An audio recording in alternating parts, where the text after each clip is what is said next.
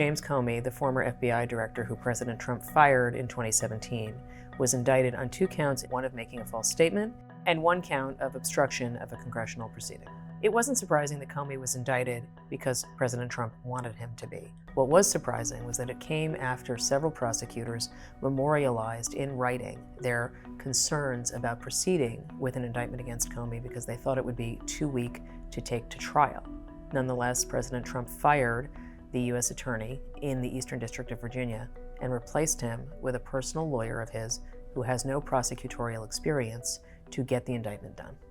The history between Trump and Comey is both long and particularly fraught.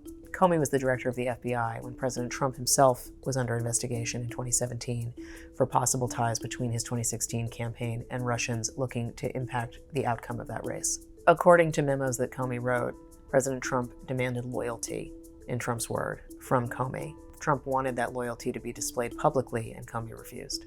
President Trump came into office a second time with a long list of targets he wanted to see face some kind of payback for his own investigations and the indictments that he faced in the years that he was out of office. James Comey was at the top of that list. Comey responded to this indictment saying, "We will not live on our knees, and you shouldn't either." Presidents have generally tried to respect the norm of Justice Department independence, meaning not directing specific prosecutions that could be perceived as political. President Trump is now surrounded by advisors who believe in a maximalist approach to executive power. They believe there is no agency in the executive branch that is not within the president's control, including the Justice Department.